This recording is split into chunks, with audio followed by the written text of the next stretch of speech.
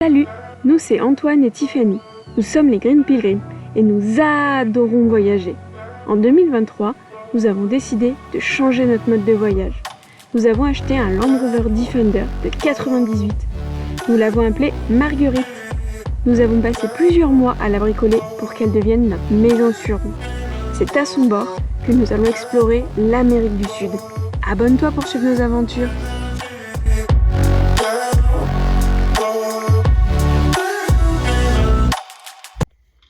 On se réveille sur les hauteurs de Tarija, au bord de la Laguna San Jacinto.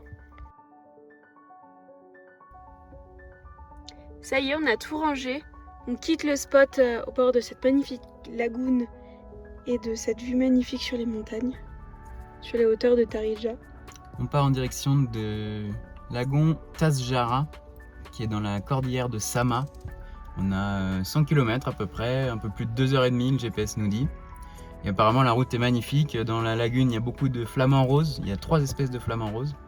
Donc on a hâte de voir ça. Apparemment c'est des paysages vraiment lunaires où t'as rien du tout. Tout est plat, t'es au milieu de la plaine. Et t'as des grandes montagnes autour. Donc on a hâte de voir ça. Et on monte en altitude aussi. On monte à 3600 mètres d'altitude, je crois bien. Donc ça va être une première pour nous. Ouais. J'espère que ça va bien se passer. C'est parti. C'est parti. Voilà un petit peu la circulation ici. Tarija, un dimanche matin. Tout le monde roule un peu n'importe comment. On est à côté du Mercado. Du coup, il y a énormément de ventes un petit peu de tout et de partout.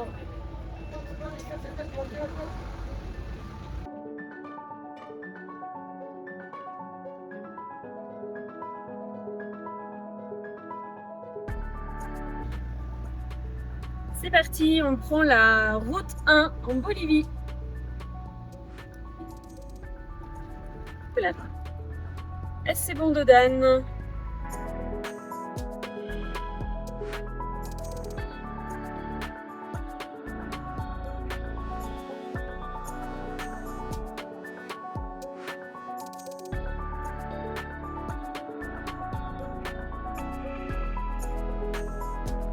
Et là, la route, il y a du monde, on va voir ce qui se passe.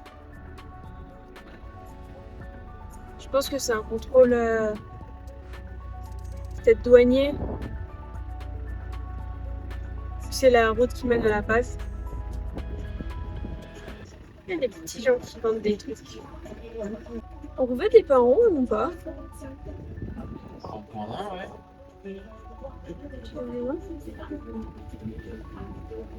Hola, ¿cuánto es? 10.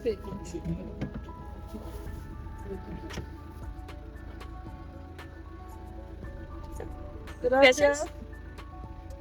¿Sí? Hola, buenas tardes. Un formulario me presta de la aduana, por favor. Sí.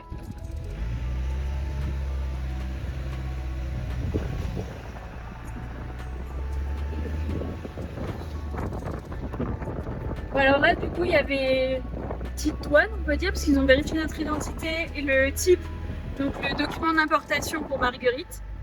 On a aussi payé un péage pour avoir l'autorisation d'être sur les routes. Là, j'ai pas tout compris, mais on est rentré dans une première cabine, c'était le péage, c'était 5 bols. Ensuite, il fallait aller dans une deuxième. Ils ont agrafé un truc, j'ai repayé 2 bols. Et ensuite, je suis allé dans le truc des douanes. Là, il m'a demandé le numéro d'importation du véhicule et tout. Il a tamponné un truc et là, c'était bon. J'ai pas tout compris.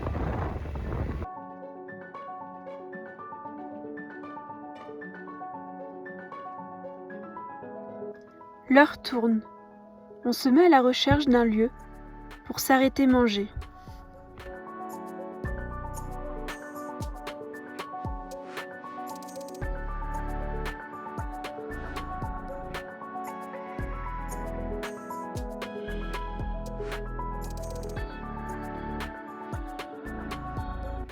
On trouve, au bord de la route, un lieu avec une vue magnifique sur la vallée de Taridja. Alors là, on est dans la voiture. Le vent souffle énormément, je sais pas si vous l'entendez pas sur la vidéo.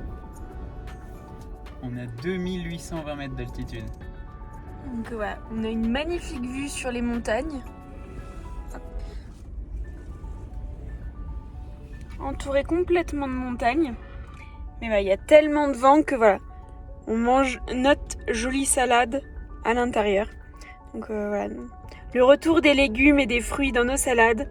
Parce qu'on a fait un tour au marché hier. On a pu acheter des bananes, des avocats, des oranges, des clémentines, des tomates. Les tomates, ça nous manquait, ouais. Ouais, les tomates, ça nous manquait. Surtout que là, elles sont super bonnes. Alors que les dernières qu'on avait, elles étaient quand même moins bonnes. Donc on est bien content.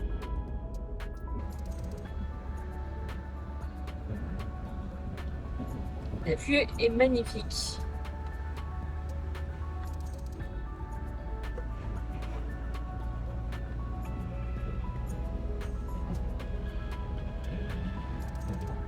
Bon, il est censé y avoir des lamas. On n'en a pas encore vu. J'espère qu'on les verra bientôt. Ça va venir.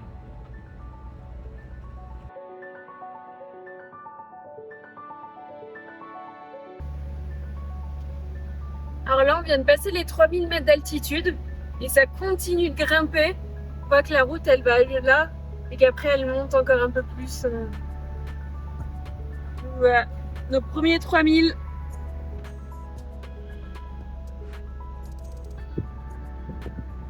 Là, on est à 3200.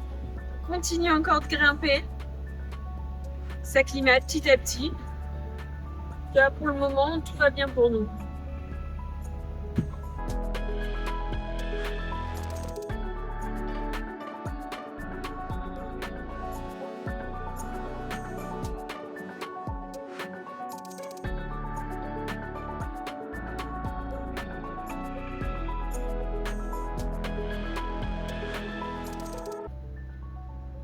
Allez, notre premier tunnel.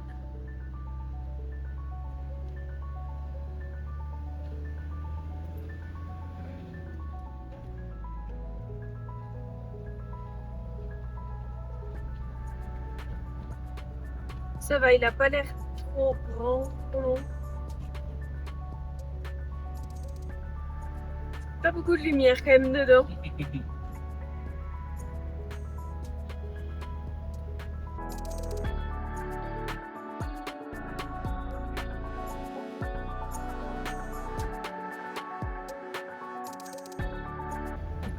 On est de l'autre côté de la montagne.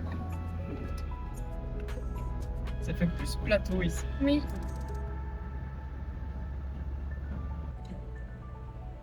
Là, c'est super joli. On est sur un beau plateau. On est à 3400 mètres d'altitude. Il y a un peu de montagne autour, mais là c'est bien plat, c'est joli. On arrive à Sant'Antonio, à 3400 mètres d'altitude. Il y a un petit village ici, sur un beau plateau. Mais on croise pas grand monde quand même. Hein. Une jolie église.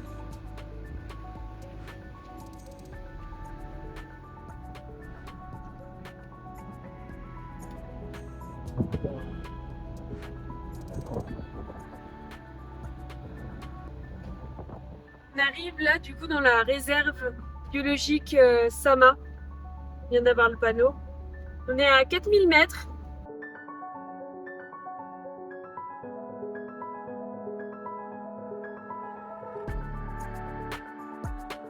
La réserve biologique Cordillère de Sama, située à 70 km à l'ouest de Taridja. La cordillère abrite une réserve biologique destinée à préserver cette région de l'altiplano. Cette réserve s'étend sur plus de 10 000 hectares à plus de 3600 mètres d'altitude. On y retrouve 4 belles lagunes qui abritent un lieu de vie idéal pour de nombreuses espèces d'oiseaux aquatiques, dont les flamants roses.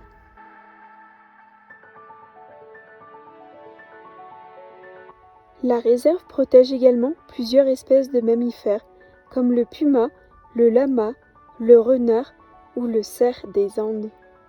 Il est également possible de voir au cœur de la réserve des ruines incas et pré-incas. En effet, la réserve est habitée depuis plus de 8000 ans.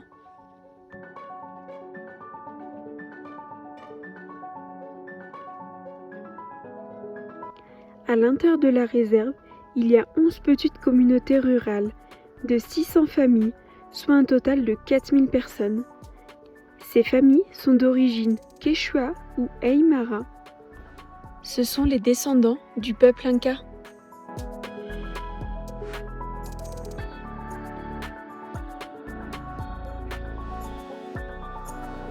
On traverse une rivière pour rejoindre notre spot au bord de la laguna Tajzara.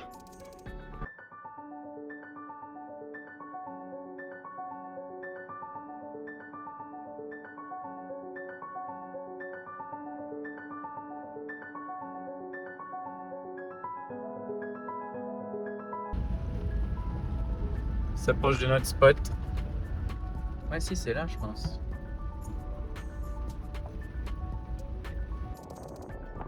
Alors on vient d'arriver sur le spot. Je sais pas si vous allez bien entendre parce qu'il y a énormément de vent. Donc voilà, Marguerite au bord de la laguna. Il n'y a personne. Que des montagnes et des oiseaux. On est à 3660 mètres d'altitude. Il est 15h30, il fait encore beau. Mais je pense que dès que le soleil va se coucher, ça va pas être les mêmes. Et voilà le joli spot. Avec les montagnes. Là, Antoine, il va aller voir. Vu qu'il y a des flamants roses, il pense qu'il y a des crevettes. Donc il va aller voir s'il peut pêcher des crevettes. Est-ce qu'on va manger des crevettes ce soir? On sait pas. Alors, on mange de la crevette ce soir? Peut-être. Bon, on a Antoine qui est en train de laver nos fruits dans la laguna. Parce qu'on a acheté des fruits comme ça au bord de la route. Et ils sont poussiéreux, donc on les rince un peu avant de les mettre dans notre panier. C'est bon pour la santé apparemment, le froid. J'aimerais bien t'y voir. Bon, le lieu est magnifique. C'est dommage, on ne pourra pas ouvrir la tente. Il y a beaucoup trop de vent. Je pense qu'on va avoir bien froid. Donc dans tous les cas, ça aurait été compliqué de dormir là-haut. Mais bon, on aime bien dormir dans la tente, il y a plus de place. Bon, on est à 3600 d'altitude, on est en train de se faire bouillir de l'eau pour se faire une petite soupe. Et on est vraiment au milieu de nulle part. On voit rien du tout, c'est nuit noire. On a le lagon juste là, je sais pas si vous voyez. Et on se gèle. Il fait 10 degrés et on perd 1 degré par demi-heure, j'ai l'impression. Donc ce soir, on va profiter de notre soupe au chaud. Ça va être du V0 et au lit.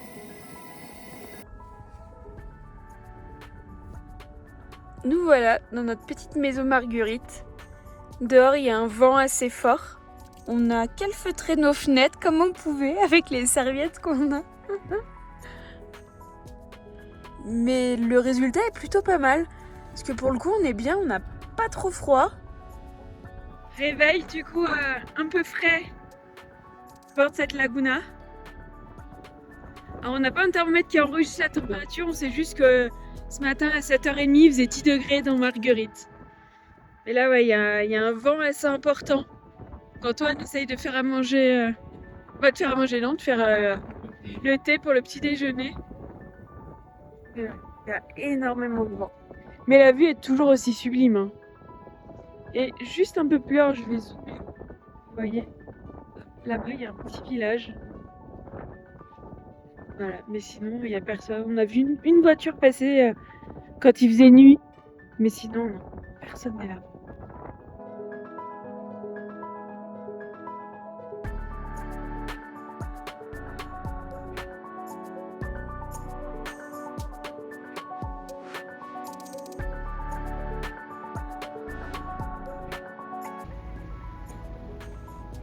Petite maisonnette. Les murs en pierre sont impressionnants. Les pierres, Elles sont imbriquées les unes à côté des autres. On n'a pas l'impression qu'il y ait du ciment, donc vraiment elles tiennent comme ça. Donc voilà, on quitte le village de Passages pour rejoindre une autre lagune qui s'appelle Copacabana. Je pense qu'elle est quand même beaucoup moins célèbre et connue que la plage de Copacabana qu'on connaît du Brésil. Et ben, on va passer voir. Il y a une dune de sable à côté.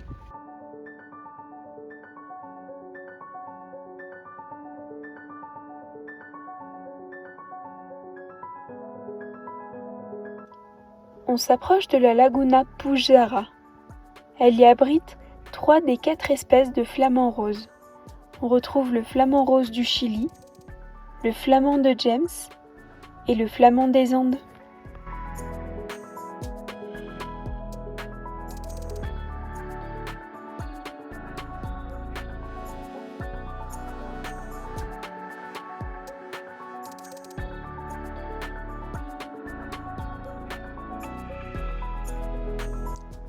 On arrive ensuite au bord d'une laguna pratiquement asséchée. Les lagunas étant salées, lorsqu'elles s'évaporent, on peut voir des restes de sel.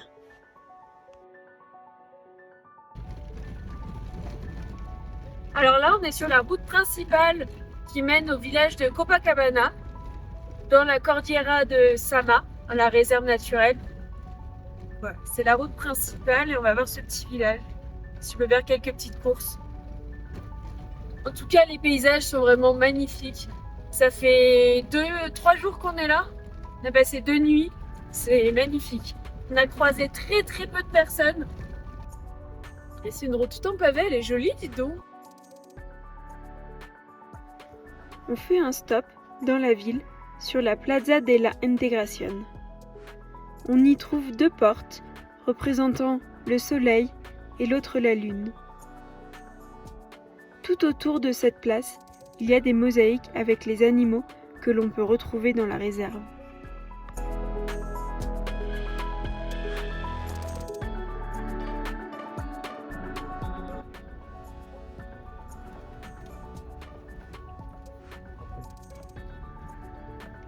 Alors là, le contraste entre la route qui est toute belle et les maisons qui ont l'air d'avoir une centaine d'années. Mais elles ont toutes l'air fermées avec un cadenas, je pense qu'ils sont pas là à l'année. Et vu qu'on est en plein hiver, je pense qu'il doit pas y avoir grand monde.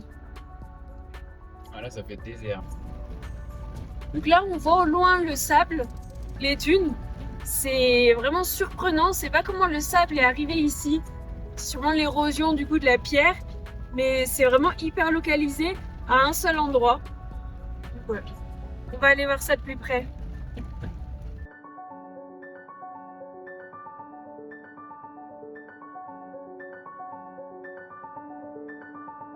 On est sur les dunes de sable. On est à 3700 mètres d'altitude. On est un petit peu plus haut que là où on a dormi. Ah, c'est magnifique. Nos dernières dunes de sable, c'était au Brésil, Florianopolis. Et là, en Bolivie.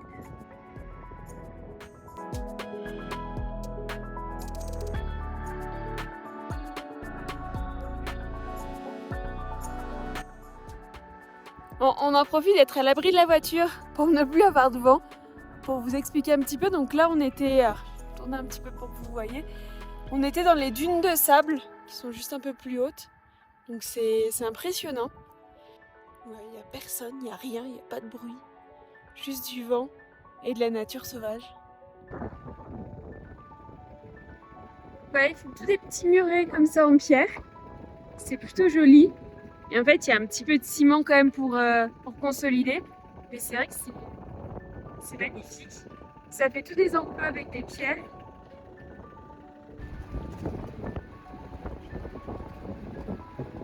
Et regardez qui nous voyons. Et ben là, pour le coup, je dirais Guanaco. Faut vraiment qu'on arrive à les différencier. Hein.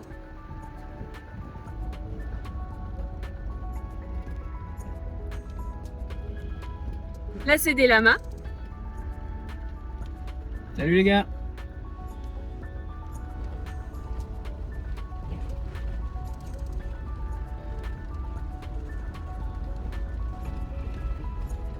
Il y en a de partout.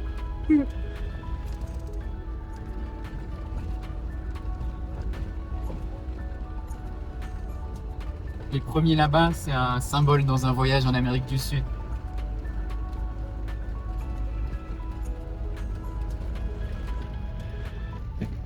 Alors là, on va prendre une piste qui va monter là dans la montagne. Je sais pas si vous voyez, je vais zoomer un petit peu.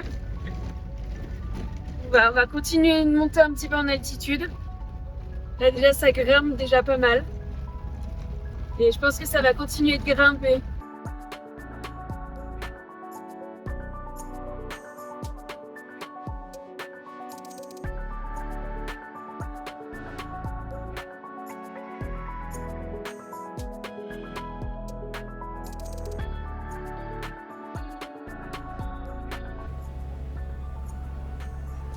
Donc là, on a quitté le grand plateau qu'on avait. Et on continue de monter à travers les montagnes. Donc là, on est bientôt à 3900 mètres d'altitude. On est assez haut. C'est vrai qu'on a une vue magnifique sur le plateau où on vient de passer 2 jours.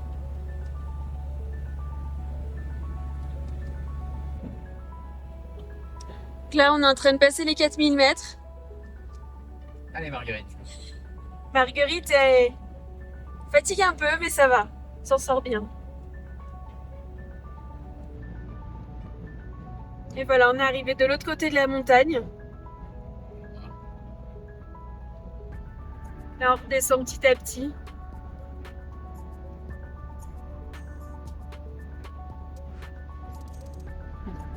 Sur la route, on découvre des vestiges Inca et pré-Inca.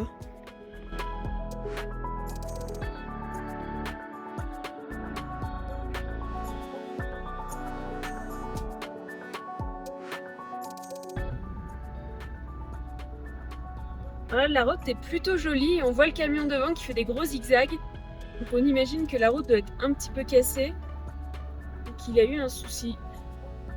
Il n'y a plus de route là. Ah oui.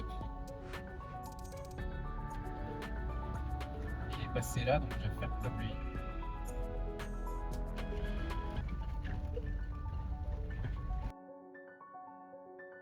On s'engage sur une piste qui promet d'être spectaculaire.